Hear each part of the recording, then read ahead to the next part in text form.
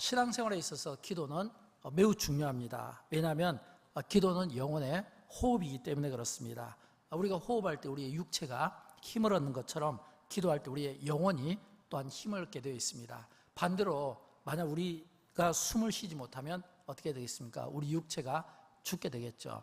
마찬가지로 우리가 기도에 이 숨을 쉬지 않으면 우리 영혼 또한 죽게 될 것입니다. 그래서 우리 예수 믿는 우리는 우리가 믿음의 기도를 드리는 것이 중요하고 또 우리의 기도 생활을 멈추지 않고 끊임없이 꾸준히 우리의 기도 생활이 늘 우리가 호흡하는 것처럼 늘 우리의 기도가 일상이 됐으면 좋겠고 또 우리의 기도가 늘 우리의 삶 속에서 매 순간순간 일어났으면 좋겠어요. 우리가 아침에 일어날 때도 기도로 시작하고 또 우리가 일터에 나갈 때도 기도로 시작하고 또 우리가 음식을 먹을 때도 기도로 감사하며 시작하고 우리의 매 삶이 이 기도 생활이 참 중요합니다.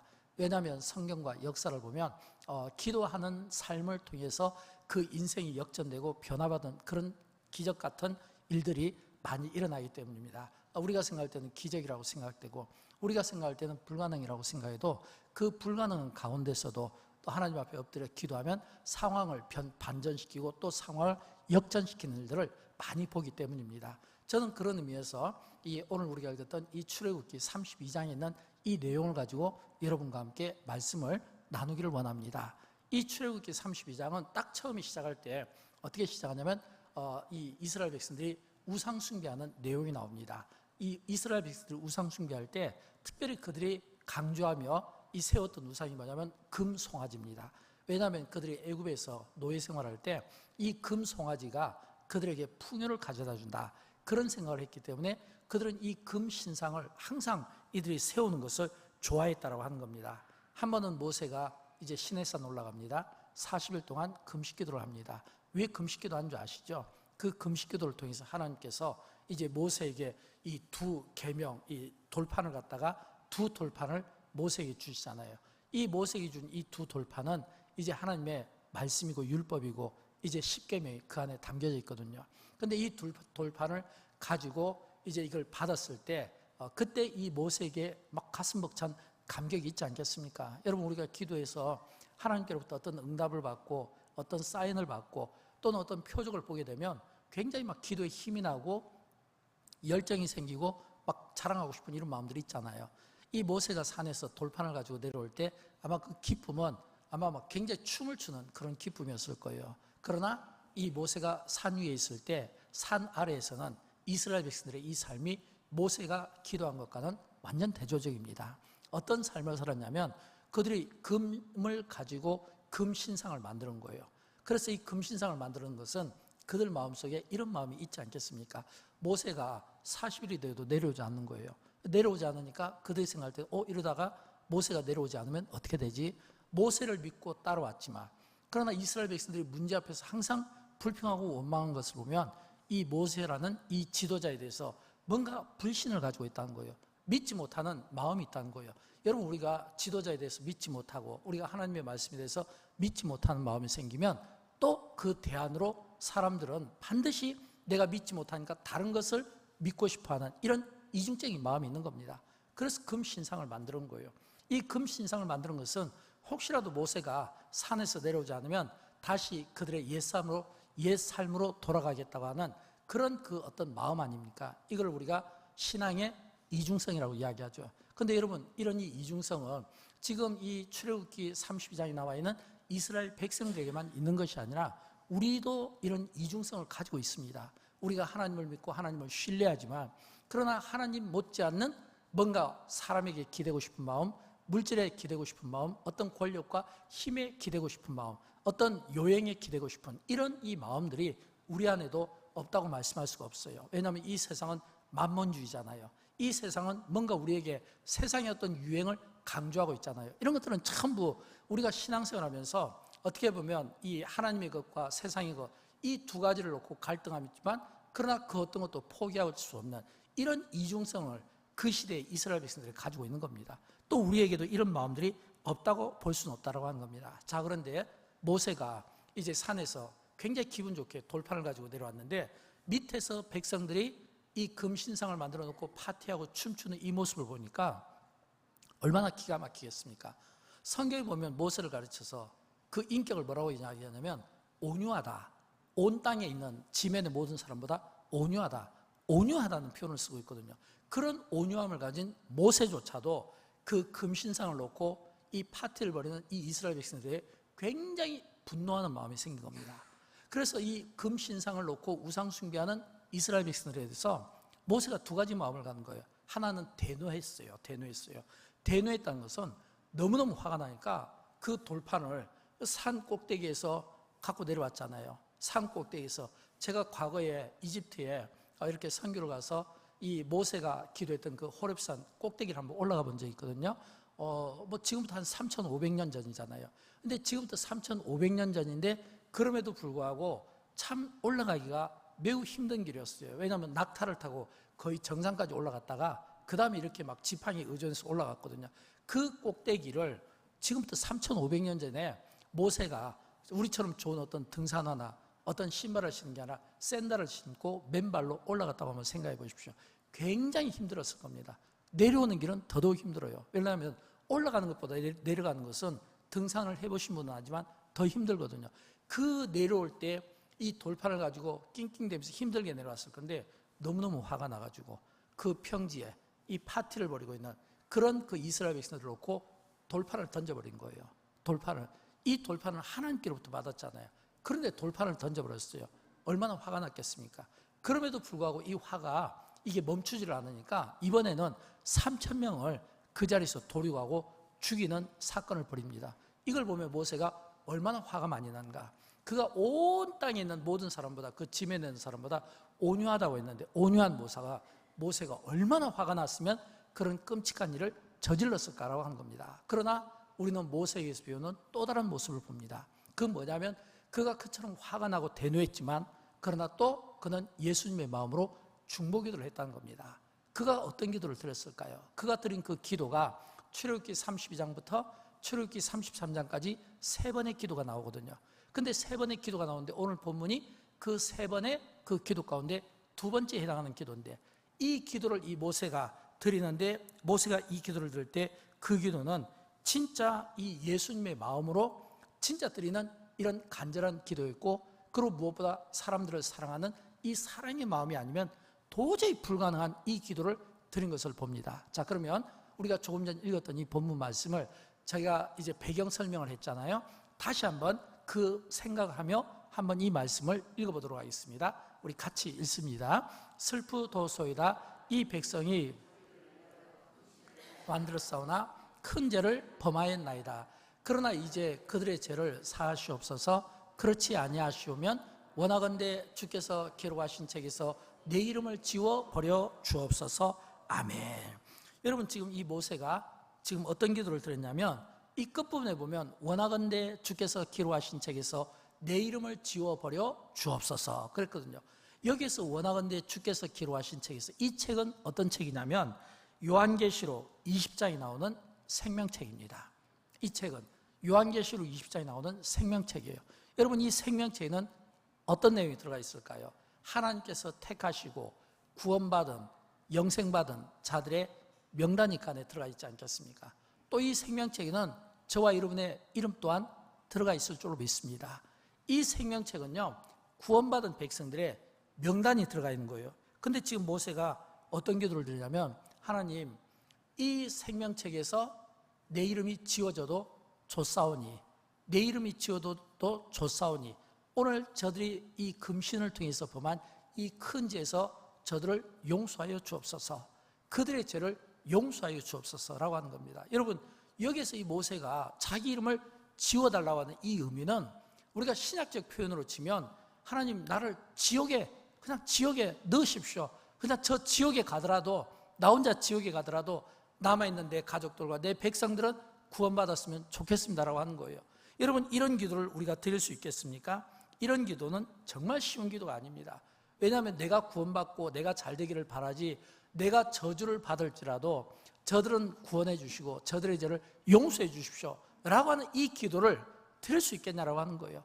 근데 놀랍게도 이 모세가 이 기도를 드렸을 때 이번에는 하나님의 반응이 중요하잖아요. 근데 하나님께서 어떻게 반응하셨을까요? 출애굽기 32장 14절과 출애굽기 33장 14절, 32장과 33장 이 두 내용에 보면 비슷한 말씀이 되어 있어요. 우리 같이 한번 읽어보도록 합니다. 여호와께서 뜻을 돌이키사 말씀하신 화를 그 백성에게 내리지 아니하시니라. 여호와께서 이르시되 내가 친히 가리라. 내가 너를 쉬게 하리라. 아멘. 사랑하는 여러분, 저는 이 말씀을 묵상하면서 이런 생각을 합니다. 하나님께서 이 모세의 기도에 얼마나 큰 감동을 받으셨으면 이런 결정을 내리셨을까? 하나님께서 모세에게 얼마나 큰 감동을 받으셨으며, 왜냐하면 이 이스라엘 백성들이 우상 숭배할 때 모세가 돌판을 던질 정도로 그가 감정을 표현했고 분노를 표출했는데 하나님은 어떠하셨을까요? 하나님께서도 모세에게 나는 이 이스라엘 백성들과 함께하고 싶지 않다고 했어요. 이스라엘 백성들은 너무 목이 곱고 교만하다고 했습니다. 하나님께서도 함께하시지 않았다고 했어요. 그런데도 불구하고 이 모세가 하나님 앞에 내 이름이 생명책에 지워지는 한이 있어도 좋사오니 저들의 죄를 용서하시옵소서 라고 하는 이 기도를 드렸을 때, 그냥 우리가 문장을 보면 그냥 그 기도를 드린 것으로 되어 있지만, 그러나 하나님께서 이 두 구절에서 내가 그들과 함께하지 않겠다라고 했는데 다시 함께하겠다, 내가 다시 그들과 함께하겠다, 내가 다시 그들과 동행하겠다, 이거는 뭐냐면 하나님께서 마음먹은 것을, 뜻을 돌이켰다는 겁니다. 여러분, 사람도요, 내가 가진 나의 이 마음을, 뜻을 돌이킨 데는 굉장한 노력이 필요합니다. 내가 만약 어떤 사람의 그 마음을 내가 돌이키고 내가 어떤 그 사람의 마음에 내가 동의를 얻어서 내가 뭔가 용서를 구하고자 할 때, 여러분, 이게 쉬울 것 같아도 결코 쉽지가 않아요. 왜냐하면 우리 안에는 재성이 있거든요. 우리 안에 있는 이 재성은 굉장히 어떻게 보면 속이 좁은 겁니다. 왜냐하면 여러분, 우리가 보통 화내고 분노할 때 보면 그게 뭐냐면 굉장히 작은 일이거든요. 우리는 굉장히 작은 일에 쉽게 분노하고 쉽게 화나고 쉽게 감정을 표출하는 예민성을 가지고 있는 거예요. 사실은 예수 믿는 우리는, 기도하는 우리는 우리가 영적으로 민감하고 성령에 민감해서 영적으로 민감해야 되는데, 근데 우리는 또 육을 가진 본성이 있다 보니까 우리가 영적으로 민감하기보다는 작은 일에, 아주 작은 일에, 사소한 일에 쉽게 마음 상하고 기분 나쁘고 분노하고 표출한다라고 하는 거예요. 근데 그런 가운데 이렇게 나와 다르다는 이유 때문에 적대시하는데, 근데 하나님께서 이 모세의 기도를 들어주었다는 것은 어떤 의미겠습니까? 모세의 기도를 들어주었다는 것은 이 인간은 원래 쉽게 분노하고 쉽게 감정을 표출하는데 하나님께서 이 모세의 이 기도를 얼마나 감동을 받으셨으면 하나님께서 목이 곧은 백성들과 함께하지 않겠다고 하는 진노를 표출하실 만하신데, 그 진노 대신에 진노를 거두시고 다시금 함께 하시겠다는 거예요. 이 말은 이 모세의 기도를 받으시고 이스라엘 백성들의 죄를 용서해 주시겠다는 겁니다. 여러분, 우리는 알잖아요. 모세가 이스라엘 백성들을 이끌 때 그가 몇 명이었는지. 200만 명이에요. 200만 명, 100명, 1000명이 아니라 200만 명이에요. 엄청난 숫자고, 이 200만 명이라는 이 숫자는 도저히 저는 그려지지가 않습니다. 왜냐하면 저는 200만 명이 한 번에 있는 것을 보지 못했거든요. 우리가 뭐 월드컵 이런 축구장 이런 경기를 보더라도 제일 많이 모였을 때 10만 명이라고 하잖아요. 근데 200만 명이에요. 그 많은 사람들을 이끌고 그 많은 사람의 죄를 이 한 사람 모세가 그의 그 기도로 죄를 지금 용서받았다라고 하는 겁니다. 저는 이 모세의 이 기도를 저와 여러분이 좀 배웠으면 좋겠어요. 왜냐하면 하나님이 이 모세의 기도에 얼마나 감동을 받았으면 이 모세의 기도를 받으시고 이스라엘 백성의 죄를 용서해 주셨을까라고 하는 겁니다. 저는 모세의 기도를 배웠으면 좋겠어요. 특별히 오늘 본문에서 모세는 적어도 두 가지 중요한 그 기도의 의미를 가지고 기도했을 거라고 생각합니다. 첫째는 뭐냐면 간절함과 확신의 기도를 저는 드렸을 거라고 생각합니다. 왜냐하면 여러분, 우리가 신약성경에 보면 한 번 생명체에 기록된 사람은 지워지지 않습니다. 지워지지 않아요. 그럼에도 불구하고 모세가 하나님께 자기 이름을 지워달라고 했던 이 의미는 어떤 의미일까요? 그만큼 내 이름이 지워져도 좋으니 주님, 저 백성들의 죄를 용서해 주십시오. 우리 현대 용어로 쓰면 하나님, 오늘 이 민족의 죄를 용서해 주시옵소서. 오늘 우리 대한민국의 죄를 용서해 주십시오. 오늘 이 민족의 이 죄를 용서해 주시고, 또 한국교회의 죄를 용서해 주시고, 한국교회 성도들의 죄를 용서해 주시고, 자기 개인의 어떤 기도 제목을 놓고 회개하고 용서를 구하는 것이 아니라 민족을 놓고 나라를 놓고 용서해달라고 하는 이런 이 기도를 지금 드리고 있다는 겁니다. 그런데 여러분, 우리가 신약성에 보면 사도 바울도 비슷한 기도를 우리가 드린 것을 알 수 있습니다. 로마서 9장 3절을 보면 바울이 어떤 기도를 드렸는지 우리 같이 읽어보도록 할까요? 나의 형제 곧 고륙의 친척을 위하여 내 자신이 저주를 받아 그리스도에게 끊어질지라도 원하는 바로라. 아멘. 지금 바울도 지금 그가 기도할 때 내가 그리스도에게서 내가 정말 이 끊어지는 이 저주를 받는 한이 있더라도 내 형제, 내 고륙, 내 친척이 구원함을 받았으면 좋겠다고 하는, 내 동포가 구원함을 받았으면 좋겠다고 하는 이런 민족을 향한, 동포를 향한 이 기도가 바울도 있었다고 하는 겁니다. 그러면 여러분, 바울이 이 기도를 드릴 때 어떻게 드렸을까요? 그가 이런 기도를 드릴 때 배경이 있습니다. 그 배경이 로마서 8장 39절에 나오는데, 저는 이 말씀이 오늘 바울이 그가 가진 기도의 확신이라고 생각하고 모세가 가진 기도의 확신이라고 생각합니다. 어떤 말씀인지 우리 같이 읽어보도록 합니다. 높음이나 깊음이나 다른 어떤 피조물이라도 우리를 우리 주 그리스도 예수 안에 있는 하나님의 사랑에서 끊을 수 없으리라. 아멘. 사랑하는 여러분, 지금 바울이 이 기도를 드린 것은 어떤 피조물이라 할지라도 우리를 우리 주 그리스도 예수 안에 있는 하나님의 사랑에서 끊을 수 없느니라. 한 번 구원받은 하나님의 백성, 택함받은 백성, 은혜받은 백성, 구원 영생받은 백성, 이 하나님의 자녀를 하나님의 사랑에서 끊을 수 없는 것 없으리라. 어떤 것이 우리 안에 삐집고 들어오더라도 우리를 하나님의 사랑에서 끊을 수 없으리라. 이거는 바울의 확신입니다.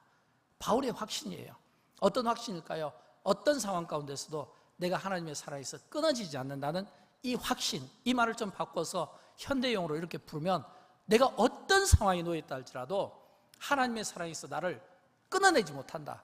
죄가 끊어내지 못하고, 어떤 위험이 끊어내지 못하고, 어떤 저주가 끊어내지 못하고, 어떤 상황 속에서 내가 어려움을 당한다 하더라도 그것이 나를 끊어내지 못하고. 왜? 하나님의 사랑에서. 이 말은 내가 그만큼 하나님의 사랑받는 자녀라는 겁니다. 저와 여러분, 우리가 하나님의 사랑받는 자녀라는 거예요. 오늘 우리가 이 밤에 나와 우리가 기도할 때 이런 확신을 가지십시오. 나는 하나님의 사랑받는 자녀이다. 또 우리 모두는 하나님의 사랑받는 자녀이다. 우리는 하나님의 사랑받는 자녀이고 사랑받는 공동체이므로 세상의 그 어떤 것, 유혹이나 핍박이나 또는 환난이나 그 어떤 상황이 나를 공격해 온다 하더라도 그리스도의 사랑에서, 예수 그리스도의 사랑에서 나를 끊어내지 못한다. 이런 굉장한 확신이 바울에게 있었던 겁니다. 그 확신을 가지고, 간절함을 가지고 기도하는 거예요. 여러분, 우리가 똑같은 기도를 드리더라도 그 기도가 내가 얼마만큼 나의 기도를 받으시고 나의 기도를 들으시는 하나님에 대해서 내가 확신을 갖는 만큼 우리의 기도는 응답될 줄로 믿습니다. 내가 믿는 하나님이 시시한 하나님이면 우리의 기도도 시시하게 응답될 것이고, 내가 믿는 하나님이 기적의 하나님이면 기적같이 응답될 것이고, 내가 믿는 하나님이 크신 하나님이라면 그 크신 하나님답게 크게 나에게 응답을 주실 것이고. 여러분, 우리 자녀들도 그러잖아요. 자녀들도 아빠 엄마에 대한 확신이 있습니다. 그래서 우리 자녀들은요, 반드시 그 아이들의 그 행동을 보면 우리 아빠 엄마, 내가 믿는 아빠 엄마 그 믿는 믿음만큼 행동을 하게 돼 있는 거예요. 그만큼 부모에 대한 확신이 있다는 겁니다. 마찬가지로 하나님은 누구십니까? 우리의 아버지시잖아요. 하나님은 누구십니까? 우리를 만드시고 우리를 창조하신 분이잖아요. 그러므로 하나님은 내가 어떤 기도를 드리더라도 설령 내가 원하지 않는 어떤 답이 나온다 할지라도 그까지도 하나님의 인도하심과 선하심이 있을 것을 믿고, 그 가운데서도 하나님께서 내가 원한 것보다 더 좋은 방법으로 내 인생을 이렇게 길을 열어주시기 위해서 하나님께서 나의 인생을 이끌어 가신다. 오히려 고난이 나에게는 믿음이 되어 있고, 기도가 오히려 하나님의 선하심을 믿는 이런 어떤 응답받는 그런 그 확신을 갖게 되었다고 하는 겁니다. 사랑하는 여러분, 저는 할 수만 있으면 우리의 기도가 내가 믿는 하나님을 내가 확신하는 만큼, 그 믿음만큼 우리의 기도가 오늘 이 밤에 기도하는 가운데 응답받고 돌아가기를 주님의 이름으로 축원드립니다. 이런 이 기도가 필요한 거예요. 근데 모세가 지금 이 이스라엘 백성들의 죄를 놓고 기도했잖아요. 회개 기도거든요. 또 이 바울이 그 민족과 그 형제, 그 골육 친척을 위해서 기도했잖아요.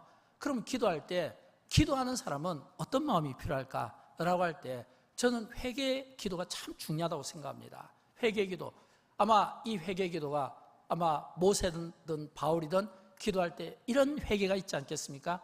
저들이 저렇게 죄를 짓게 된 것은 기도해야 될 내가 기도하지 못했기 때문이고, 하나님의 말씀을 가르쳐야 될 내가 가르치지 못했기 때문이고, 구원을 선포해야 될 내가 구원을 선포하지 못했기 때문이고, 교회로 치면 오늘 교회가 세상을 향해서 전도하지 못하고 세상을 향해서 선을 행하지 못하고 세상을 향해서 우리가 구원을 선포하지 못하면 교회는 병들게 되어 있습니다. 성도들의 하나님의 말씀으로 영적으로 무장하고 성령 충만하지 못하면 병들게 되어 있습니다. 그러니까 병든 것을 놓고 기도하는 것이 아니라 그들이 병들도록 방치한 것을 놓고 기도하는 이 마음이에요. 아마 모세는 그렇게 기도했을 거예요. 하나님, 저들이 저렇게 우상 숭배하는 것은 내가 하나님의 말씀을 잘 가르치지 못한 탓이 있을 겁니다. 그렇다면 그 기도는 어떤 마음일까요? 애통하는 마음도 있지만 자기 자신이 먼저 회개하는 마음이 있지 않겠습니까?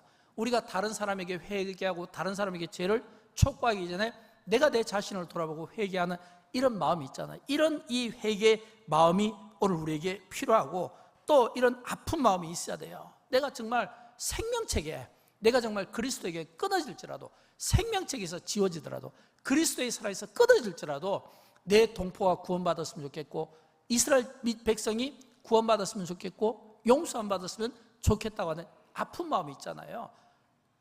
사랑하는 우리의 가족이나 또는 사랑하는 우리의 이웃이나 누군가에게 어떤 아픈 문제들이 보이면, 여러분, 그 아픈 그 사람을 보면서 내가 같이 아프면 그거는 동정하는 마음이 있는 거예요. 그런데 상대의 아픔을 내가 즐긴다면 그 마음은 동정하는 마음이 없어요. 저는 여러분, 저와 우리 모두가 예수님의 마음이 되었으면 좋겠어요. 예수님의 마음이라는 것은 상대의 아픔을 나의 아픔으로 느끼고 상대의 고통을 나의 고통으로 느낍니다. 왜일까요? 예수님이 우리의 중보자가 되시는 것은, 우리의 대제사장이 되시는 것은 바로 이런 이유 아니겠습니까? 로마서 8장 34절 말씀인데 우리 같이 읽어보도록 할까요?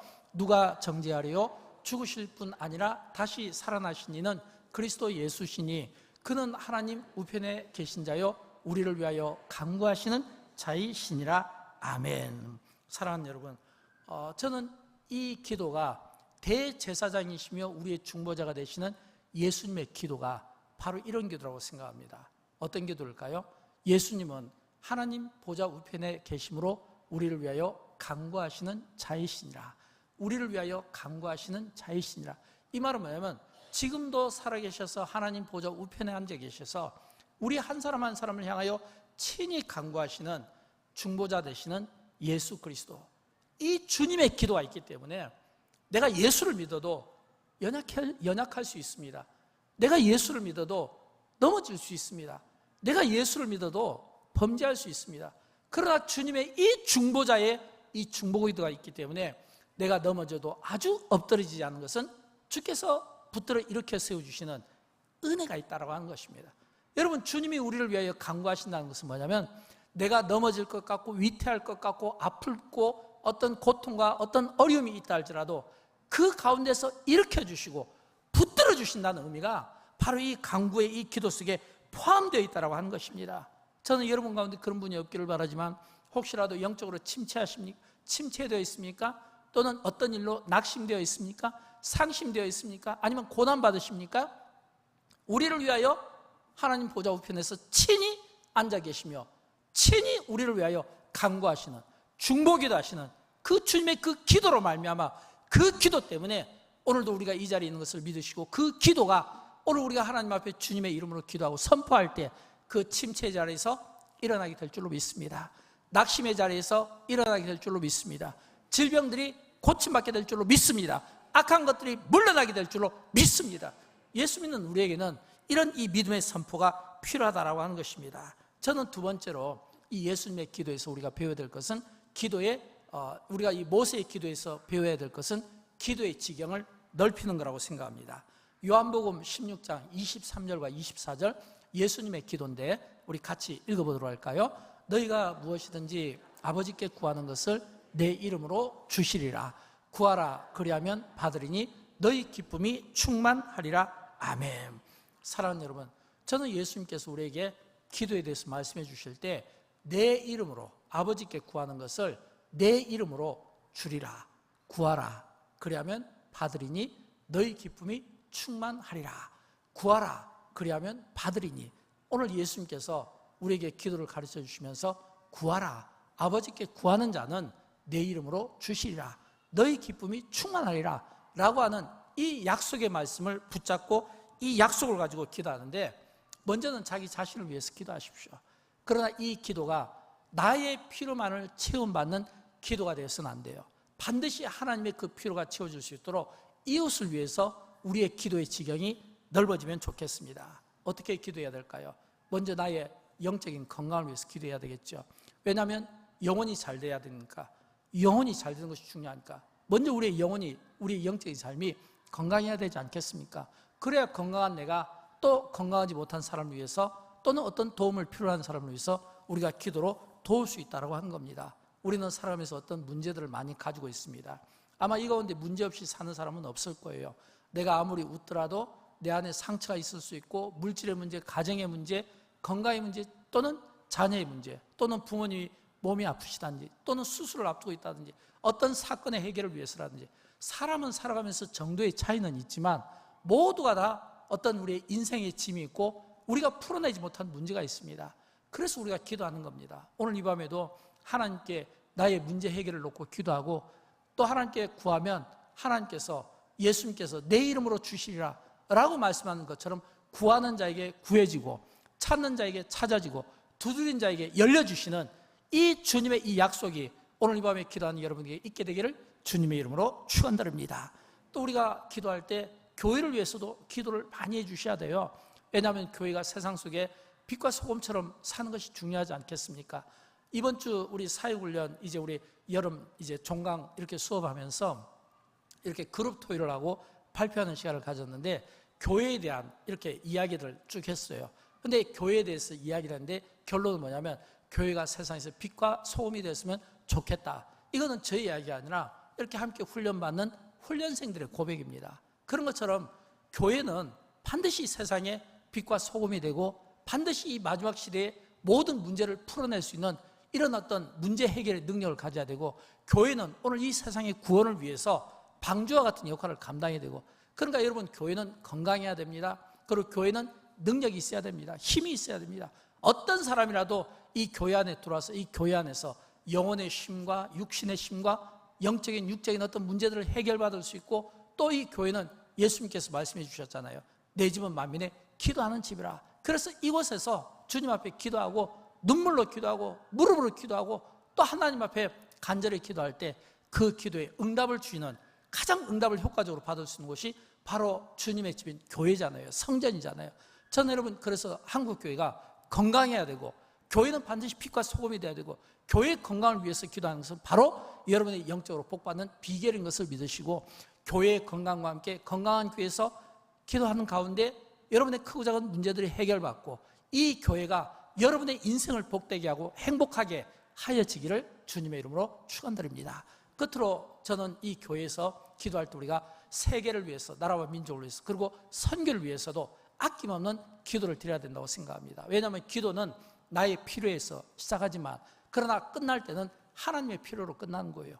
예수님께서 기도하실 때 겟세마네 동산에서 아버지여, 이 잔을 내게서 옮겨주시옵소서. 그러나 나의 원대로 마옵시고 아버지의 뜻대로 되기를 원하나이다.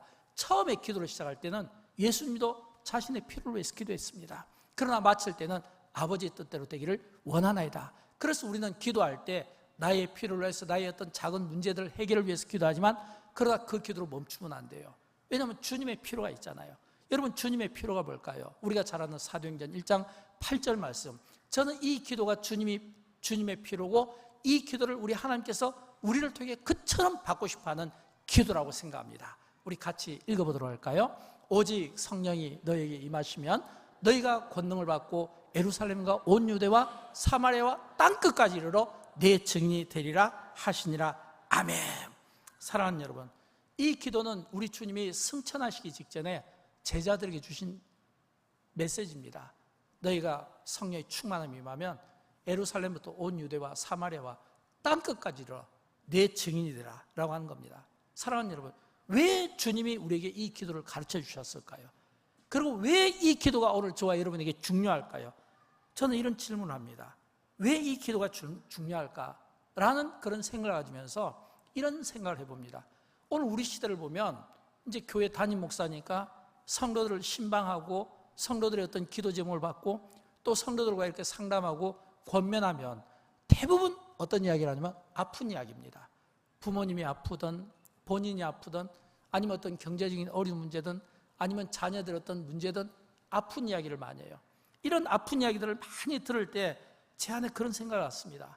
지금 저렇게 아픈데, 성도들이 아픈데, 이렇게 아픈 성도들이 많은데, 그러면 목사인 나는 그 아픈 성도들의 그 아픔에 얼마만큼 내가 공감하고 그 아픈 성도들의 그 아픔에 내가 얼마만큼 같이 아파하며 그들을 가슴에 품고 기도하는가, 그런 생각을 많이 하게 된 거예요. 여러분, 아픈 성도가 있고 문제가 있는 성도가 있다는 것은 그만큼 지도자로서 책임이 있잖아요. 그러니까 모든 성도들이 다 그 아픔에서 치유받고 문제에서 해결받을 수 있도록 이야기는 듣는데, 그 듣는 이야기를 놓고 얼마나 내가 내 가슴을 쥐어잡으며 내 안에 그걸 품고 기도하는가라고 하는 겁니다. 사람들은 이 사회를 놓고 이야기합니다. 한국 사회를 놓고 이야기합니다. 병들었다고 이야기합니다. 지탄하는 사람들이 많아요. 그러나 이 지탄하는 이 사회를 위해서 기도하는 사람들이 얼마나 있는가라고 하는 겁니다. 세계 평화를 놓고 이야기하고 있지만 평화롭지 못한 이 세상을 놓고 그 평화를 간절히 기도하고 목말라는 사람들이 얼마나 있는가라고 하는 겁니다. 우리가 선교를 이야기하고 있지만, 우리가 세계 선교를 이야기하고 있지만, 그러나 그 선교사들 그 고충과 세계 선교지, 국내 선교지, 여러 선교사들 그런 모든 필요에 대해서 얼마만큼 고민하고 생각하고 기도하고 있는가라고 하는 겁니다. 우리는 많은 경우 상대에게 듣기 좋은 이야기를 구호로 많이 이야기해요. 그러나 그것이 구호로 끝나면 안 돼요. 구호로만 하지 말고 그 내가 이야기하는 만큼 그 아픔을 가지고 내가 얼마만큼 기도하는가, 내 눈앞에 환자들이 있으면 내가 그들을 위해서 얼마나 기도하는가, 우리 시대에 어려운 문제가 있으면 내가 그것을 놓고 얼마나 기도하는가, 교회에 어려운 문제가 있으면 그 어려운 문제를 놓고 내가 얼마나 기도하는가. 우리가 구호도 외치고 걱정하는 것도 좋지만 주님이 우리에게 원하시는 것은 걱정하는 마음이 아니라 그 문제를 해결할 의지를 가지고 하나님 앞에 무릎을 꿇고 눈물로 기도하는, 그런 무릎에 그 기도를 하는 성도들을 보고 싶어 한다는 거예요. 저는 여러분, 그 성도들이 오늘 저와 여러분이 되기를 원하고 영광교회가 되기를 주님의 이름으로 축원드립니다.